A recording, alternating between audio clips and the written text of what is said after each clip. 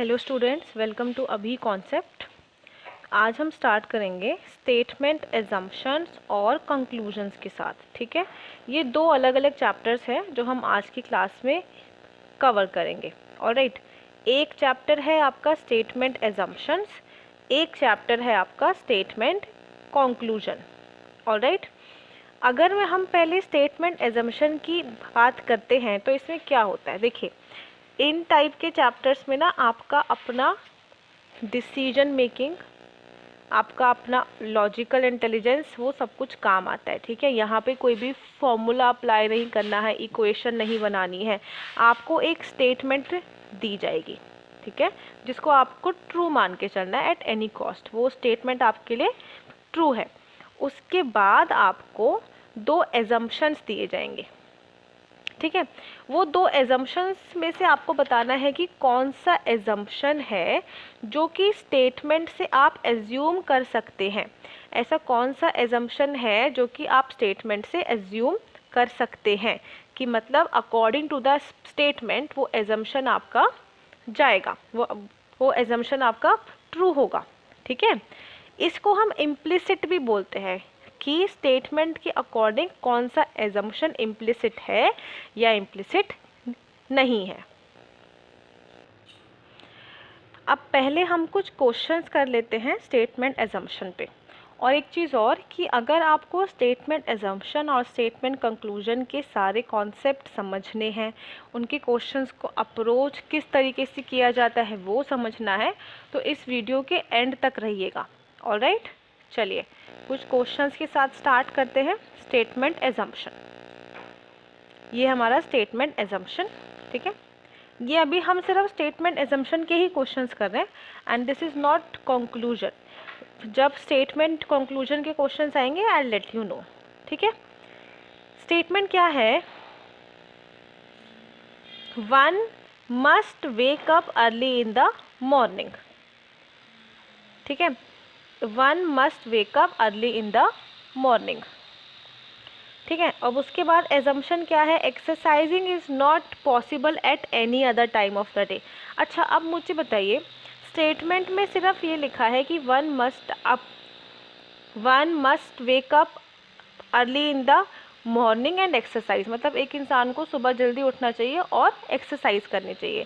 लेकिन क्या ऐसा लिखा है कि एक्सरसाइज और किसी टाइम पे नहीं हो सकता, या सिर्फ इस एक स्टेटमेंट से आप ये इन्फर कर सकते हो कि एक्सरसाइज का और कोई टाइम ही नहीं है एक्सेप्ट मॉर्निंग, नहीं कर सकते। ठीक है, तो हमारा जो फर्स्ट एजम्पशन होगा वो होगा रॉन्ग।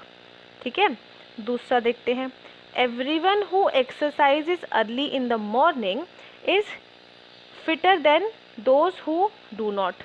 क्या ऐसा कुछ कि अगर लोग एक्सरसाइज करेंगे मॉर्निंग में तो वो ज़्यादा तंदुरुस्त होंगे, ऐसा कुछ तो नहीं लिखा है स्टेटमेंट में। ठीक है, तो हम इन दोनों एजम्पशंस को इम्प्लिसिट नहीं कर सकते। ठीक है, इस टाइप के क्वेश्चंस में आपको एकदम स्ट्रेट फॉरवर्ड होना पड़ेगा। जो स्टेटमेंट में लिखा है सिर्फ उतना ही रहना है, अपनी तरफ से कुछ ऐड या अपनी तरफ से कुछ भी सब्ट्रैक्ट नहीं करना है। ठीक है, तो यहाँ होगा आपका option number C, neither assumption 1 nor assumption 2 is implicit. थोड़ा सा यहाँ पे इन्होंने जो टाइप करता है उसने थोड़ी सी मिस्टेक कर दी है, ये इस तरीके से आएगा, neither assumption 1 nor assumption 2 is implicit. ठीक है, फर्स्ट क्वेश्चन समझ आया, आगे चलते हैं। सेकंड क्वेश्चन में स्टेटमेंट है, if you do not work hard I will fire you, a statement by the head of department to a junior. एक हेड ऑफ द डिपार्टमेंट ने अपने जूनियर को बोला कि अगर तुम मेहनत नहीं करोगे, कड़ी मेहनत नहीं करोगे तो मैं तुम्हें निकाल दूंगा। ठीक है, अब एजम्पशन एक बार रीड कर लेते हैं। Warning given by the head may result in junior working hard. हाँ, ये हो सकता है कि ये वार्निंग देने की वजह से अब ये जो जूनियर है हार्ड वर्क करना स्टार्ट कर दे। हाँ, ये तो हो सकता है, हम ये इम्प्लिसिट तो कर सकते हैं ना स्टेटमेंट से कि अकॉर्डिंग टू द स्टेटमेंट उसने बोला है कि अगर आप कड़ी मेहनत नहीं करोगे तो मैं आपको निकाल दूंगा। ठीक है, इसका मतलब कि मे बी अब उस वार्निंग के बाद वो जूनियर हार्डवर्क करेगा, तो फर्स्ट यहाँ पे इम्प्लिसिट हो सकता है। ठीक है, दूसरा क्या है, none of the juniors is working hard at present.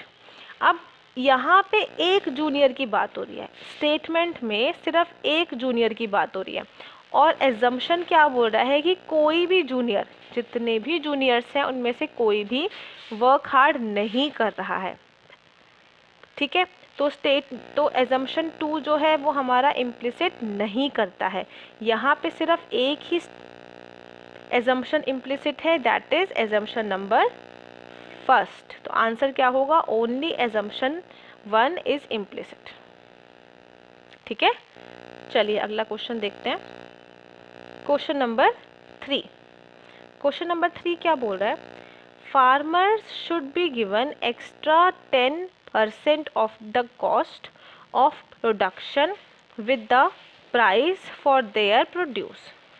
मतलब कि फार्मर्स को 10% एक्स्ट्रा दिया जाना चाहिए, किसानों को उनकी उपज की कीमत के साथ उत्पादन लागत 10% अतिरिक्त दिया जाना चाहिए। ठीक है, there are farmers who need monetary support. हाँ ठीक है, उनको सपोर्ट की ज़रूरत है, उनको फाइनेंशियल सपोर्ट की ज़रूरत है, इसलिए शायद ये वाला स्टेटमेंट दिया गया होगा कि 10% उनको एक्स्ट्रा मिलना चाहिए। ठीक है, तो हमारा फर्स्ट वाला हम इसको एज्यूम कर सकते हैं, इस स्टेटमेंट के थ्रू वी कैन एज्यूम कि farmers are in need of money, right. दूसरा स्टेटमेंट देखते हैं, farmers do not need extra money of production cost. नहीं, ऐसा तो कुछ नहीं है स्टेटमेंट में, ऐसा तो नहीं बोला कि कोई भी फार्मर लेना नहीं चाहता या फिर फार्मर्स को ज़रूरत ही नहीं है एक्स्ट्रा पैसों की, ऐसा तो नहीं बोला है।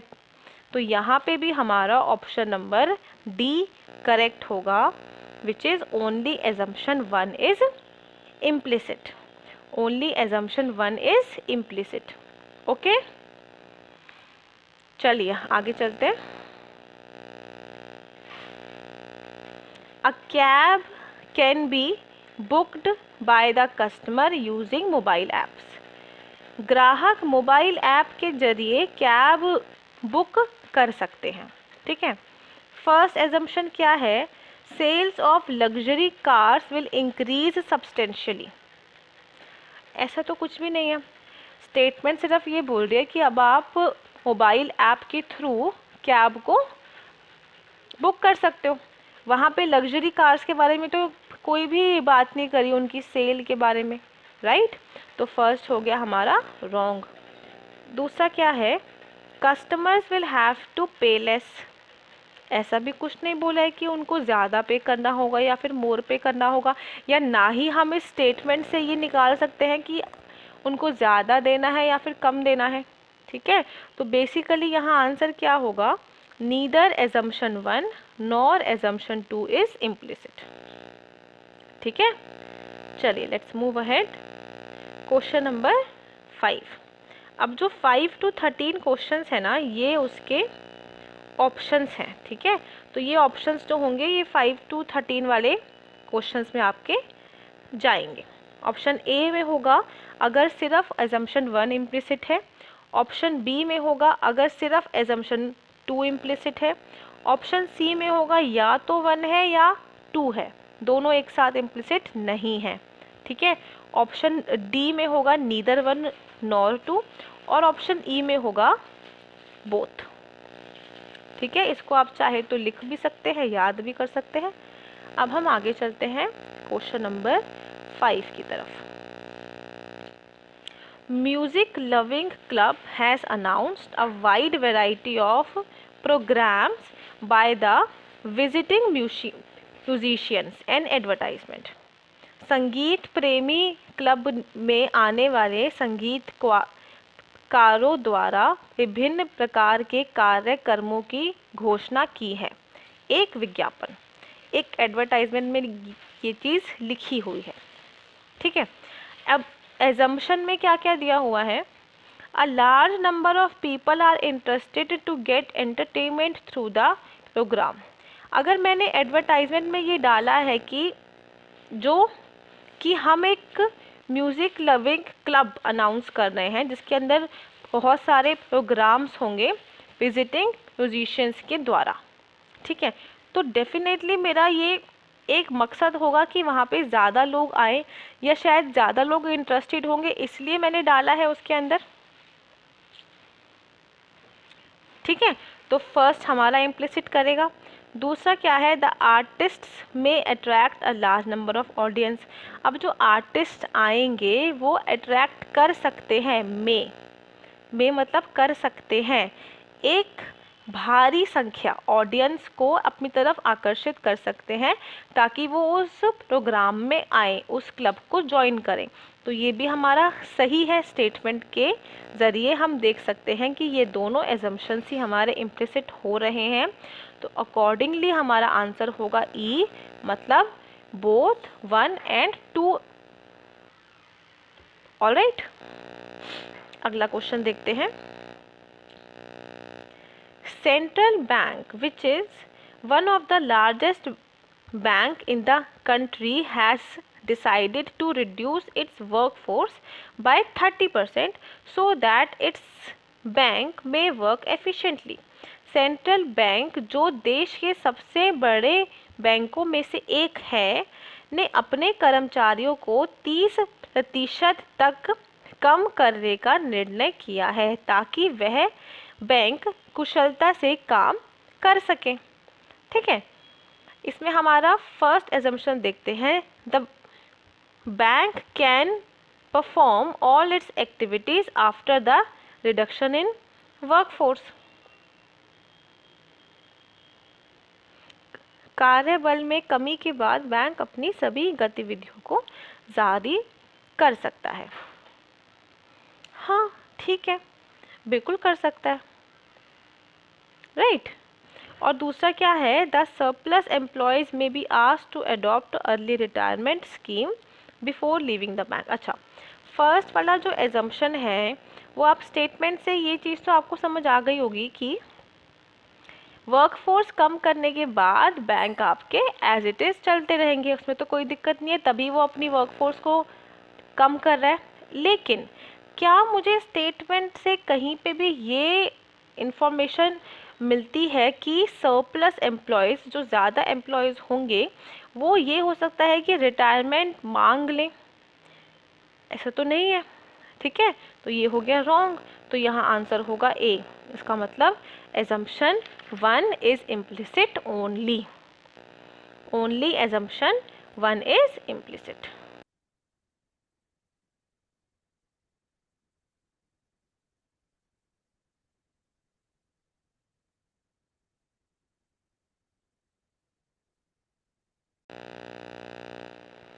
अगला देखते हैं। अच्छा, यहाँ पे एजम्पशन का मतलब ही होता है एज्यूम करना, कि आप एक स्टेटमेंट से एक पर्टिकुलर चीज़ एज्यूम कर सकते हो, और ऐसा नहीं कि एक स्टेटमेंट है और आप कुछ भी एज्यूम करोगे, वो चीज़ अलग हो जाती है, ठीक है। 7th क्वेश्चन देखते हैं।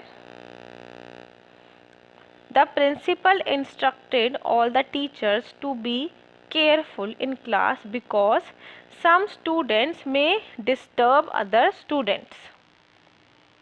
Okay,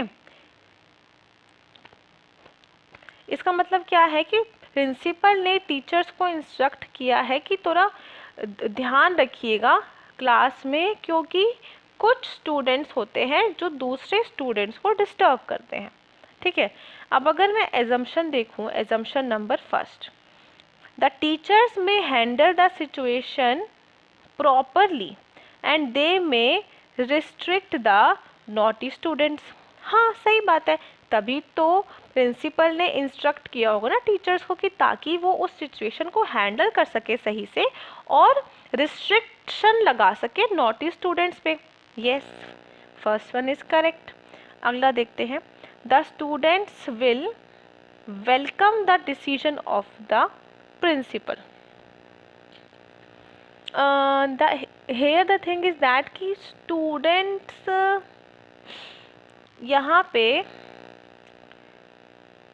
not all the students will welcome, right? समझना पड़ेगा इस चीज़ को।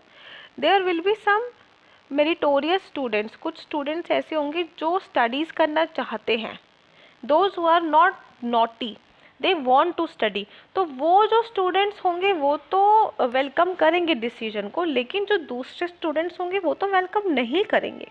ठीक है, तो यहाँ पे हम सिर्फ फर्स्ट के साथ ही जाएंगे। So option A should be correct. Alright, let's move ahead.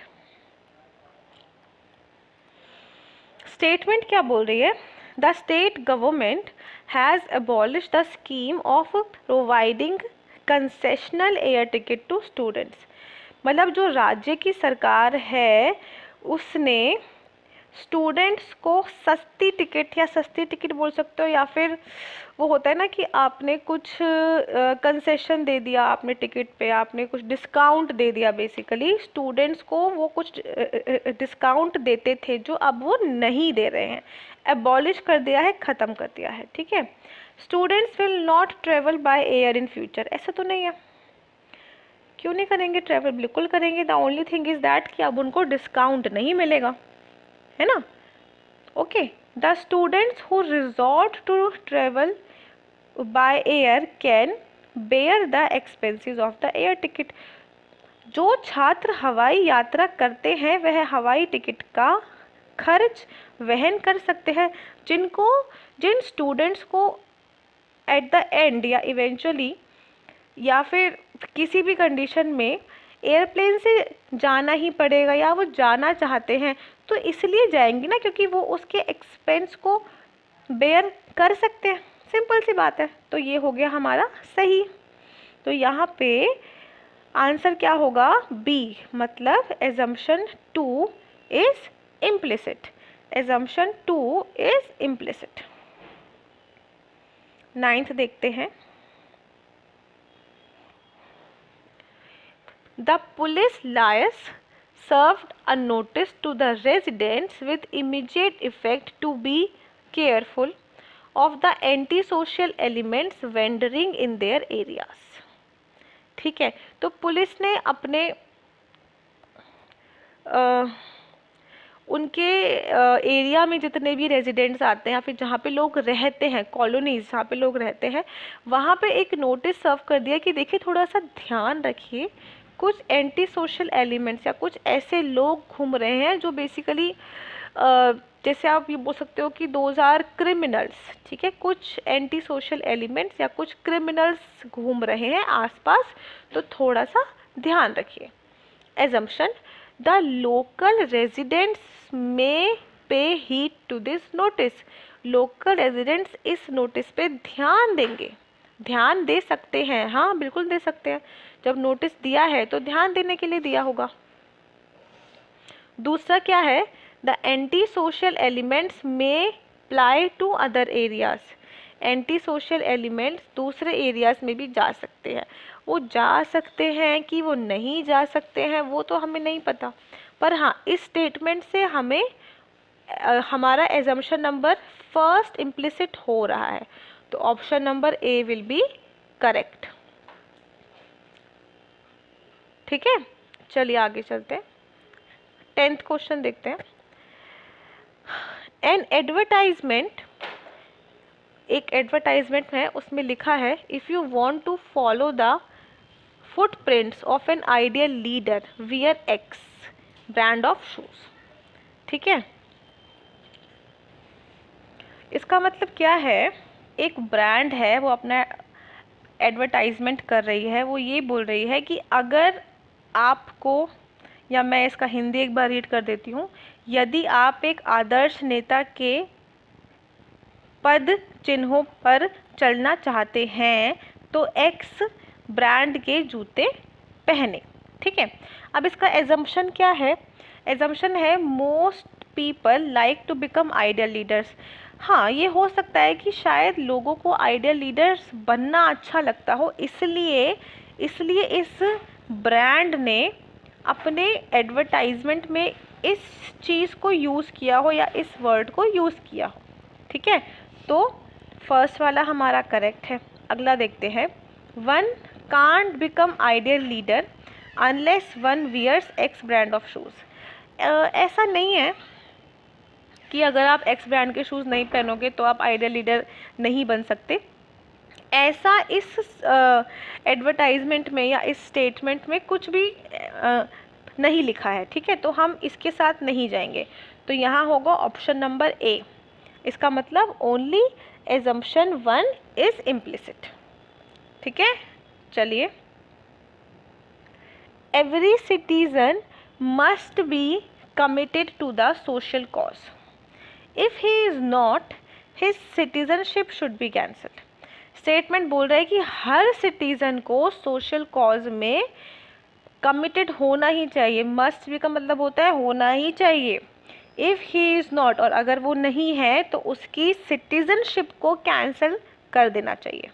ठीक है, एजम्पशन क्या है? Impossible to find out whether a citizen is committed to the social cause और not.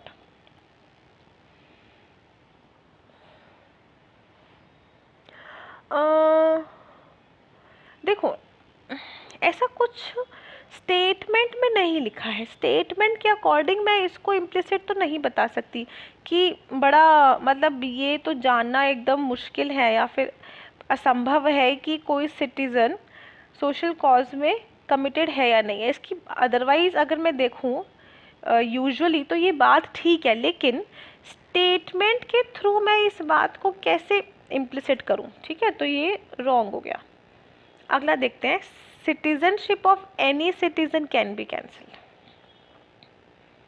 Citizenship of any citizen can be cancelled.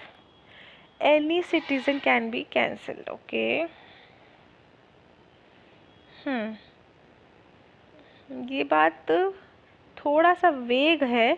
Not of any citizen, of those citizens who are not committed to the social cause. तो इसको भी हम wrong ही लेके चलेंगे और यहाँ answer होगा D, neither one nor two. ठीक है,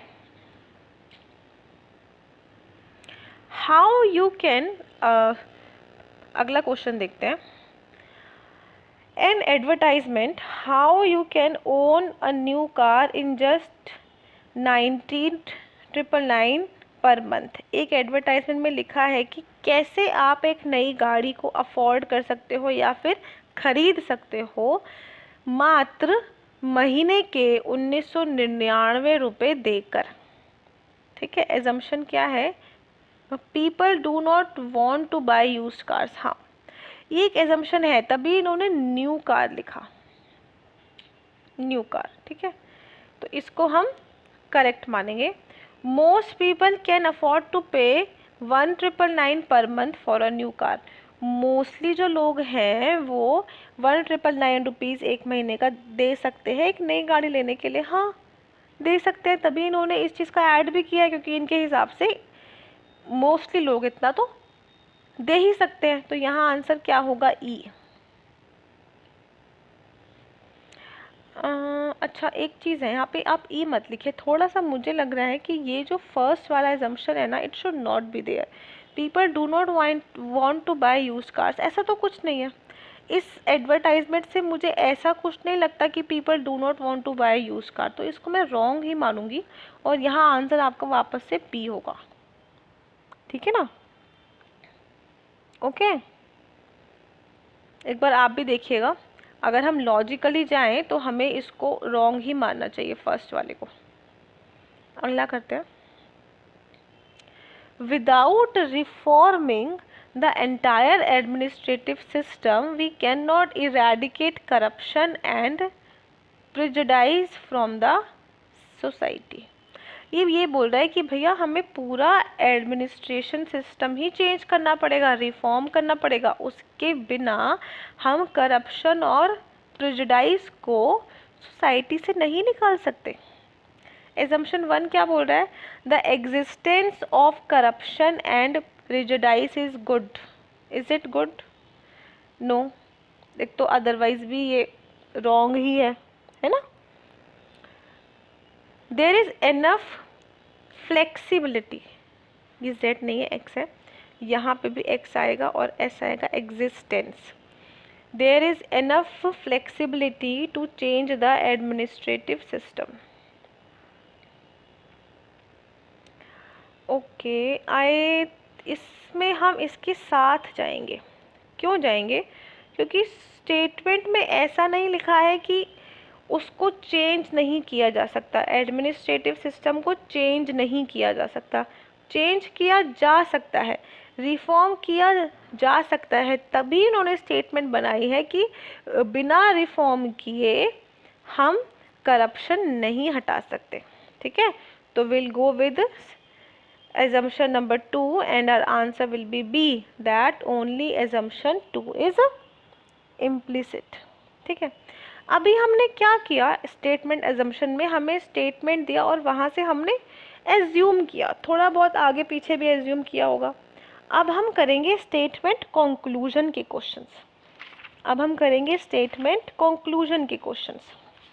ठीक है, अब स्टेटमेंट कंक्लूजन के क्वेश्चंस में क्या होता है, अगेन स्टेटमेंट दिया है, ठीक है, नीचे दिए हैं आपको कंक्लूजन। आपको बताना है कि उस स्टेटमेंट से आपको क्या समझ आया। आपको अब एज्यूम नहीं करना कि हाँ मम्मी पानी पी रही है, ये स्टेटमेंट है, तो अभी तक आप एज्यूम कर रहे थे कि हाँ मम्मी को शायद प्यास लग रही होगी इसलिए मम्मी पानी पी रही है, ये होता है एजम्पशन। एक होता है कि कंक्लूजन, जैसे मम्मी बैंक जा रही हैं पैसे निकालने के लिए। ठीक है, तो हाँ मम्मी पैसे निकालने के लिए बैंक जा रही है, बस उसका उतना ही रहता है। ठीक है, मतलब उस स्टेटमेंट का जो सार है वो होता है कंक्लूजन। ठीक है, या उस स्टेटमेंट से आपने क्या कंक्लूड किया या आपको क्या समझ में आया। जैसे कि मम्मी जा रही है बैंक, ठीक है, तो मम्मी अभी जाएंगी बाहर, यस, तो ये तो एक नंबर हो गया हमारा, कंक्लूड हो गया। बैंक जा रही है पैसे निकालने, तो मम्मी अपनी चेकबुक लेके जाएंगी, हाँ लेके जाएंगी, ये भी हो गया हमारा कंक्लूजन। ठीक है, चलिए अब जो हम क्वेश्चंस करेंगे ये हैं स्टेटमेंट और कंक्लूजन के सारे क्वेश्चंस। स्टेटमेंट क्या है, the new government policy aims to reduce carbon emissions by 50% within the next decade। मतलब अगले 10 सालों में या अगले 10 साल तक गवर्नमेंट की जो नई पॉलिसी है उसका एम ये है कि हम अगले 10 साल तक कार्बन एमिशन को 50% से रिड्यूस कर लेंगे।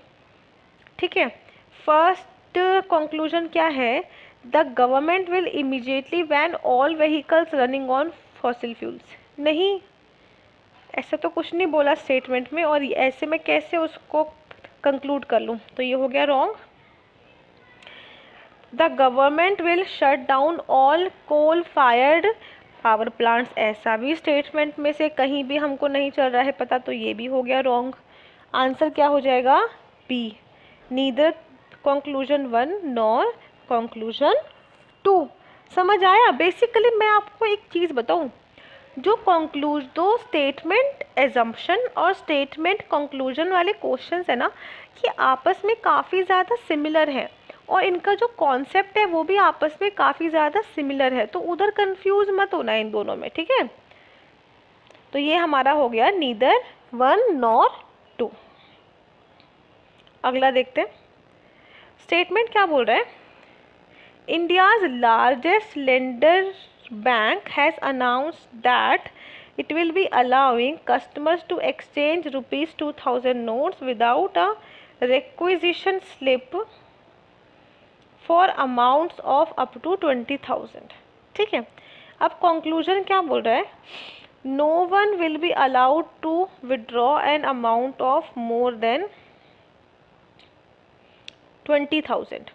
देखो स्टेटमेंट को रीड करो ध्यान से, उसने बोला कि जो इंडिया का सबसे बड़ा लेंडर बैंक है वो 2000 के नोट एक्सचेंज करने का अलाउ कर रहा है, लेकिन अलाउ वो कर रहा है अगर आपके पास रिक्विजिशन स्लिप नहीं है तो आप 20,000 तक एक्सचेंज कर सकते हो, और अगर स्लिप है तो आप उससे ज़्यादा भी एक्सचेंज कर सकते हो।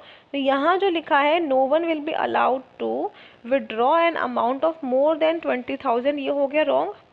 मोर देन हम कर सकते हैं अगर हमारे पास रिक्विजिशन स्लिप है तो। No requisition slip is required for exchange of up to ₹20,000। Yes, as it is जो उसमें लिखा है स्टेटमेंट में उसी को उन्होंने यहाँ पे लिख दिया। तो आंसर क्या होगा? Only conclusion 2 follows. Only conclusion 2 follows. अगला देखते हैं। Since the past 15 years 75% of the products in the world's pottery market comes from country K। ठीक है। However, the employment in the pottery industry of country K has been consistently declining by 5 to 9% every year since the past 3 years। ठीक है। Conclusion first क्या है? Even after declining employment country K has enough potters to continue contributing equality to the international market. ठीक है। तो statement हमें ये बोल रही है कि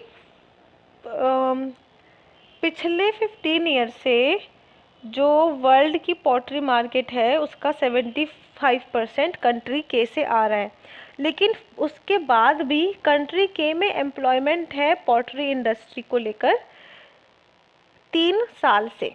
ठीक है। और वो डिक्लाइन कर रही है बाय 5 to 9%। लेकिन डिक्लाइनिंग के बाद भी कंट्री के पास एनफ पॉटर्स हैं जो कि इंटरनेशनल मार्केट में उसी हिसाब से उसी रेट पे कंट्रीब्यूट कर रहे हैं। तो यहाँ से हमारा फर्स्ट हो जाएगा करेक्ट। दूसरा, the local demand of pottery in country K has substantially decrease leading to less interest among potters. नहीं, ऐसा तो कुछ नहीं है, डिमांड तो उतनी ही है, डिमांड तो डिक्रीज हुई ही नहीं, डिमांड उतनी ही है। ये हो सकता है कि लोग ज़्यादा पॉटरी में इंटरेस्टेड हो, इस वजह से अनएम्प्लॉयमेंट आ गया हो। ठीक है। तो इसलिए यहाँ पे हमारा आंसर होगा option number C, only first can be concluded। only conclusion first can be concluded। sorry, R is not the mother of P, P is the daughter of S, S has 3 daughters। चलिए देखिए, S की daughter है P। अच्छा, S मतलब ऐसा तो नहीं लिखा कि S उसकी मदर है, तो S की डॉटर है P। S has 3 daughters। S की 3 बेटियां हैं, 2 और होंगी बेटियां। R is not the mother of P। अच्छा, अगर R is not the mother of P है ना, तो यहाँ से आप ये मान सकते हो कि R is the father of P। लेकिन नहीं, ऐसा नहीं करते। ठीक है, वो अलग, वो हमारा BR वाले क्वेश्चंस होंगे जहाँ पे हमें definite number of family members given होते हैं। ठीक है। अब यहाँ पे R is not the mother of P का तो it can be anything, R is the sister of P, brother of P, anything. तो मेरे पास इससे ज़्यादा और कोई इन्फॉर्मेशन नहीं है। तो P is the sister of R। इस डायग्राम से जो मेरा इस स्टेटमेंट के थ्रू क्रिएट हुआ है, इस डायग्राम से आई कैन नॉट से कि P किसकी सिस्टर है, क्योंकि यहाँ पे ये है हमारे पास ब्लैंक, वी डोंट नो। दूसरा क्या है, S is the mother of P। अब S यहाँ फादर है कि मदर है वो भी नहीं पता, तो ये भी रॉन्ग। आंसर हो जाएगा B, neither conclusion 1 nor conclusion 2। ठीक है। अगला देखते हैं 18th question. India is a country of multiple languages. ठीक है। भारत अनेक भाषाओं का देश है। अगला देखते हैं, इसका कंक्लूजन देखते हैं। All Indians can speak multiple languages. All Indians, not all Indians.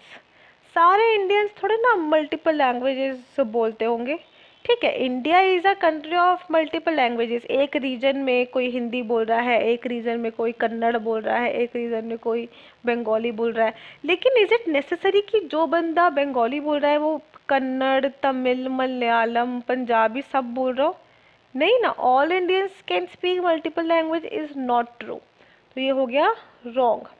Every country, यहाँ स्पेलिंग मिस्टेक है, COUNTRY, every country has multiple languages, नहीं, हर कंट्री में मल्टीपल लैंग्वेजेस नहीं होते, होते होंगे या नहीं होते होंगे वी डोंट नो, लेकिन इस स्टेटमेंट से हम इस चीज़ को इम्प्लिसिट नहीं कर सकते, तो ये भी रॉन्ग हो गया। आंसर क्या होगा, neither conclusion 1 nor conclusion 2, neither 1 nor 2। ठीक है, तो आप देख रहे हो ना कि किस टाइप के क्वेश्चंस हैं, किस तरीके से हम अप्रोच कर रहे हैं।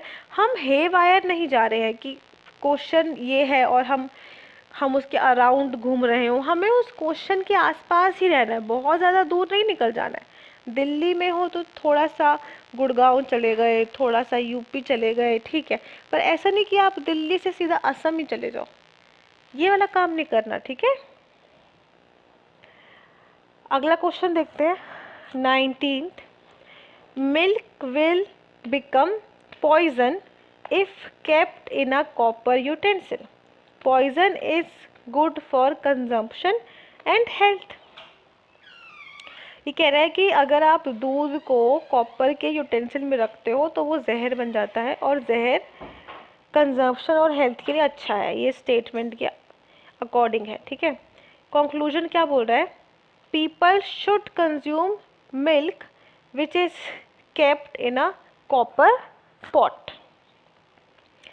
देखिए, अगर ये बोल रहा है कि पॉइजन अच्छा है हेल्थ के लिए, तो फिर तो लोगों को मिल्क कंज्यूम करना चाहिए जो कि कॉपर पॉट में है, ठीक है, तो ये हो गया true. Consumption of poison should be avoided, तो हम अवॉइड क्यों करेंगे अगर वो हेल्थ के लिए अच्छा है तो, है ना, तो यहाँ पे हो जाएगा हमारा कंक्लूजन फर्स्ट फॉलोज, ठीक है। चलिए अगला क्वेश्चन देखते हैं, 20th, the oceans are a storehouse of practically every mineral including uranium, but like most other minerals it is found in extremely low concentration, about 3 grams per 1000 tons of water, here it will be tons, TONNES, tons of water, ठीक है। इसका मतलब है, अगर simple Hindi में समझाऊं, कि oceans में प्रैक्टिकली हर मिनरल मिलता है इंक्लूडिंग यूरेनियम, यूरेनियम के साथ साथ, लेकिन जैसे कि मतलब दूसरे मिनरल्स की तरह ये भी, यूरेनियम भी बहुत ही लो क्वांटिटी में मिलता है। आप 100 टन्स ऑफ वाटर निकालोगे तो उसमें आपको शायद 3 ग्राम ही मिले, ठीक है। The oceans are cheap source of uranium, okay, यहाँ पे ऑप्शन नहीं दिया है ना, ये एक मिनट रुकिए, इसका ऑप्शन देखने दीजिए मुझे।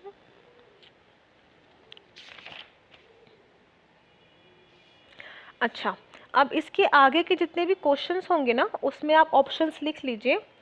अगर सिर्फ फर्स्ट इम्प्लिसिट है या फिर फर्स्ट फॉलो करता है तो वो होगा ए, अगर सिर्फ सेकंड फॉलो करता है तो वो होगा बी, अगर ईदर फर्स्ट और सेकंड है वो होगा सी, नीदर फर्स्ट नॉर सेकंड है वो होगा डी, और दोनों हैं, बोथ फर्स्ट एंड सेकंड है तो वो होगा ई, ठीक है। अब देखते हैं फर्स्ट क्या बोल रहा है, the oceans are a cheap source of uranium. हम तो ऑलरेडी ये बोल रहे हैं कि बहुत ही महंगा सोर्स है, अगर मुझे 1000 टन निकालना पड़ेगा वाटर का और मेरे को उसमें सिर्फ 3 ग्राम्स ही मिले तो वो चीप सोर्स कैसे हो गया, तो ये तो ऑब्वियसली रॉन्ग हो गया, ठीक है। उसके बाद the oceans harbour radiation hazards, महासागर बंदरगाहों को विकिरण का खतरा होता है, नहीं खतरा नहीं होता है, वो उस फॉर्म में ही नहीं होते कि उनको कोई भी खतरा हो, ठीक है, तो ये भी रॉन्ग हो गया। तो आंसर होगा आपका डी, और आंसर विल बी डी। अगला देखते हैं। The minister question the utility of the space research program and suggested its replacement by her areas of felt national needs। Minister के हिसाब से जो स्पेस रिसर्च प्रोग्राम है उसका कोई यूज़ नहीं है, और उसने बोला कि इसकी बजाय ना हम कोई दूसरे चीज़ों में इन्वेस्ट करते हैं या फिर ध्यान देते हैं जो नेशन के लिए ज़्यादा इम्पॉर्टेंट है। ठीक है, कंक्लूजन क्या है? Exploring the space does not contribute to critical national needs. हाँ, डेफिनेटली मे बी हो सकता है कि स्पेस की एक्सप्लोरेशन हमारी जो इम्पोर्टेंट नेशनल नीड्स हैं उनको फुलफिल ना करती हो, कंट्रीब्यूट ना करती हो, तो ये हमारा ठीक है according to statement. Research should be oriented to national needs. According to statement it is saying कि हमारी जो रिसर्च होनी चाहिए वो नेशनल नीड्स के अकॉर्डिंग ही होनी चाहिए, तो ये भी हमारा ठीक है। तो यहाँ हमारा आंसर क्या होगा? ई, यानी कि बोथ 1 and 2 फॉलो। ठीक है, अगला देखते हैं। The laws and statutes framed by the government for the purpose of providing equal treatment, ई नहीं आएगा इधर, equal treatment to every citizen on implementation perpetuate corrupt working system। The law and statutes framed by the government for the purpose of providing equal treatment to every citizen on implementation perpetuate corrupt working system। ठीक है, conclusion क्या है यहाँ पे? Conclusion है the law and statutes should be framed but they should not be implemented to avoid corrupt working system. अगर implement ही नहीं करेंगे तो करप्ट वर्किंग सिस्टम हटेगा कैसे? उसको अवॉइड थोड़ी करना है, उसको हटाना है, right? Wrong. There should be obvious method to investigate corrupt working system. ऐसा कुछ उसने बोला नहीं है कि हमें ऑब्वियस मेथड की ज़रूरत है या ज़रूरत नहीं है। ठीक है, तो ये भी आपका रॉन्ग हो जाएगा, और यहाँ आपका आंसर होगा option number D, neither 1 nor 2। ठीक है, अगला क्वेश्चन देखते हैं। Statement, we do not need today in India extra ordinary specialist but those trained ordinary doctors who are dedicated, यहाँ पे डी आएगा, dedicated to their profession। ठीक है, हमें आज भारत में असाधारण विशेषज्ञों की आवश्यकता नहीं है, लेकिन उन साधारण प्रशिक्षित चिकित्सकों की है जो अपने व्यवसाय के लिए समर्पित हों। Conclusion, we should promote medical profession with dedicated ordinary doctors rather than promoting high specialized medical educations। इस स्टेटमेंट के अकॉर्डिंग तो ये चीज़ ठीक ही है ना? दूसरा देखते हैं, extra ordinary specialists are not dedicated to their profession. नहीं, ऐसा कुछ तो नहीं हम कंक्लूड कर सकते कि जो एक्स्ट्रा ऑर्डिनरी स्पेशलिस्ट हैं वो अपने प्रोफेशन के लिए डेडिकेटेड नहीं है। ठीक है, तो ये हो गया रॉन्ग। तो यहाँ पे हमारा आंसर होगा ए, दैट ओनली कंक्लूजन 1 फॉलोज। अगला देखते हैं।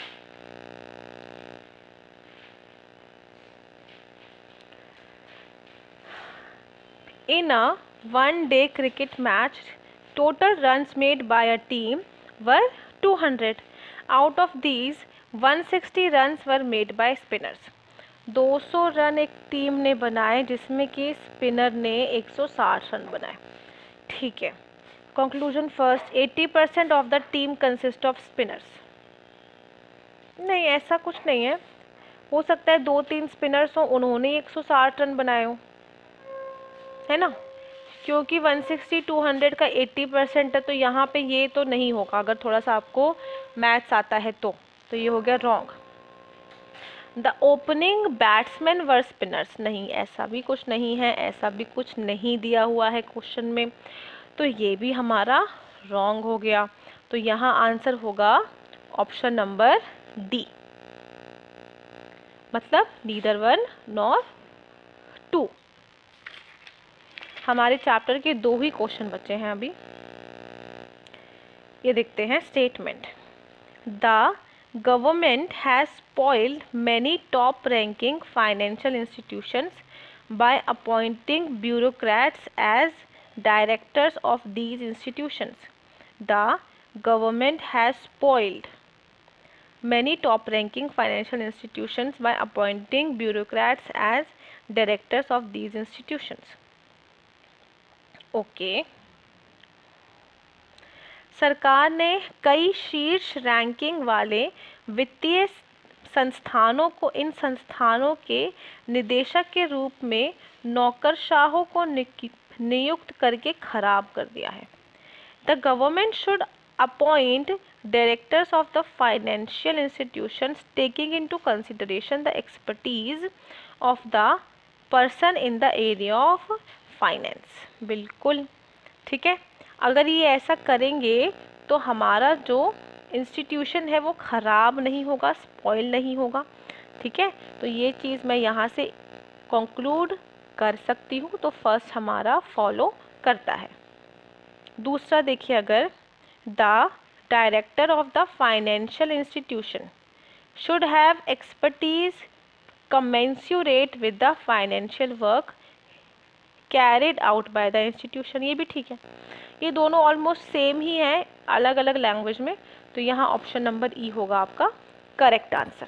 ई का मतलब both 1 and 2 follow, both 1 and 2 follow.